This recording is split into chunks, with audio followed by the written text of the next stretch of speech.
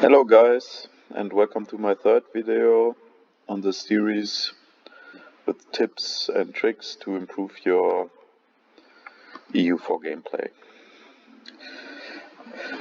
In this video I want to talk about the use of forts. This is, I think, generally a quite controversial subject. There are quite a few people who say forts are not worth it, and then there are people who use forts, and there are many, I would say, different opinions on the subject. And as with many topics concerning EU4, there are of course different ways of using the mechanic, different strategies, different priorities, different goals for your campaign. So this might not be the general answer to every situation, but I think it's, again, like what I want to present is quite basic and can be used for most campaigns.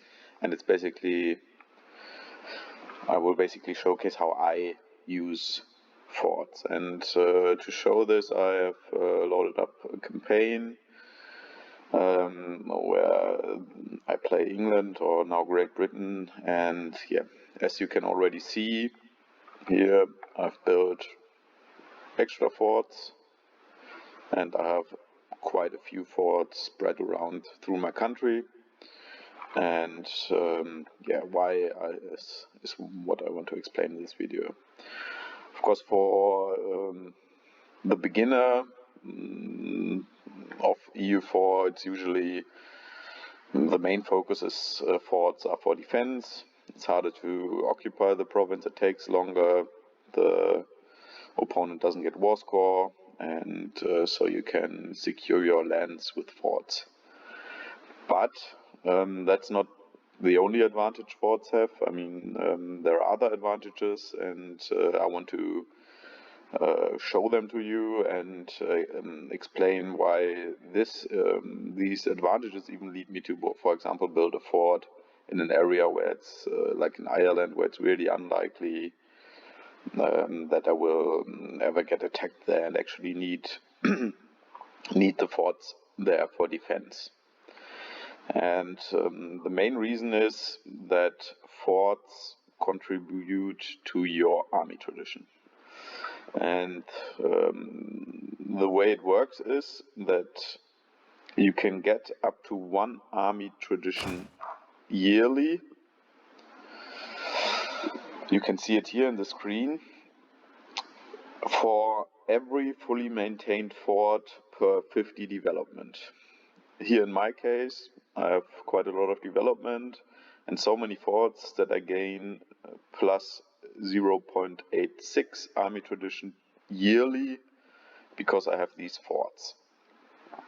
So this is, as you can see, also the biggest contributor to my army tradition, to stop the army tradition decay. It's bigger than the Royal Army or the Tower of London, which is a monument in London, of course. It's quite a considerable number here. I mean, it slows the decay of my army tradition by about 25% or something like this.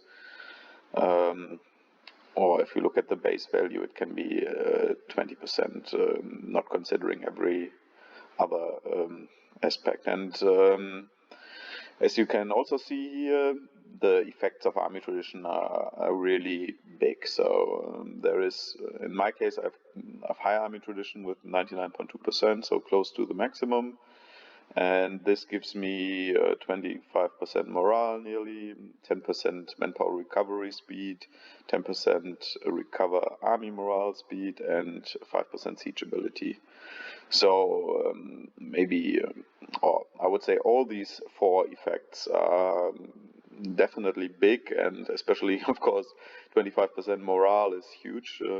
Just as a comparison, if you have defensive ideas, you get another 15% morale. If you can also have an advisor additional to that, and then you can add that together to 25% morale. This is what I basically more or less constantly have if I stay close to 100 army tradition. And so your army quality and also your manpower is considerably strengthened if you have high army tradition. And of course, there are other ways to gain army tradition, especially, of course, through battles and sieging provinces. And so it's not really necessary to use forts for that. You can also have a high army tradition without it, but this really helps a lot to keep it high and to get it to a high value, and even in times of peace to not lose too much army tradition and so on. So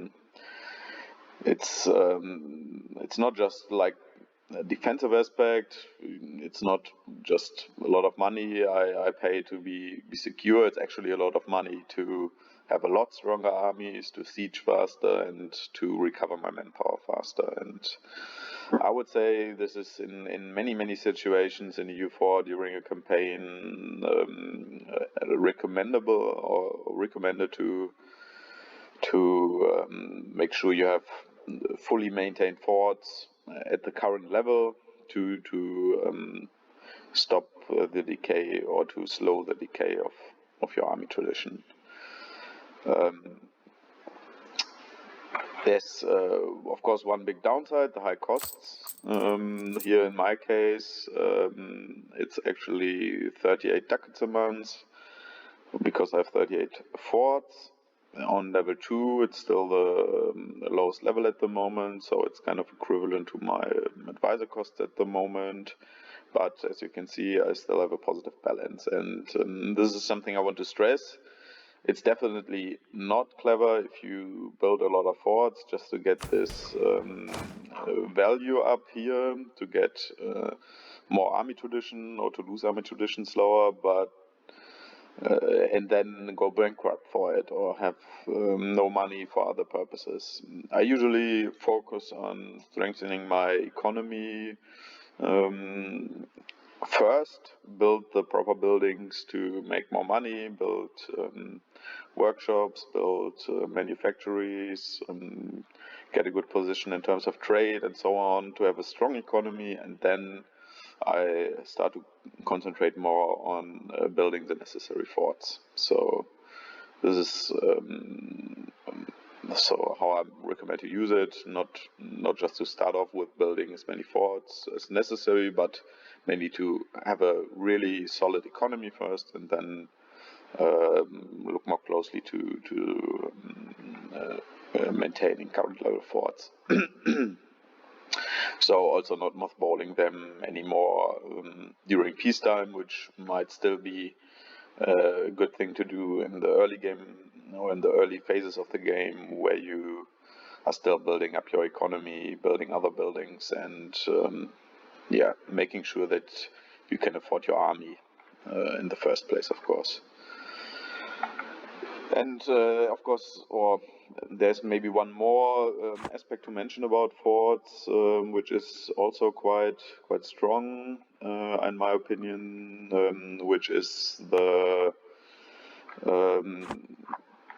way it removes devastation from your provinces. So in every adjacent province you lose, I think it's 0.8, round about 0.8 devastation per month if you have a fort there, but if it wouldn't be there, you would only lose a tenth of this value, so only 0.08 devastation per month. So it's 10 times faster removing devastation if there's a fort, and that is the reason why these forts are spread around, so that as many provinces as possible are adjacent to a fort. It's not perfect here in my case. There are a couple of provinces which are not adjacent to a fort, like this or this, but mainly they are, and this is, I would say, the best way to do it, to secure your economy, to strengthen it, then to look to have enough forts on current level to help your army tradition stay high, and to spread them around in a way that they have as many adjacent provinces as possible. And yeah, of course, you also look at the terrain, that it's best, of course, a defensive terrain, but yeah, it's not really what this video is focused on about forts for defense. It's more like the secondary aspects, which I would say are so strong that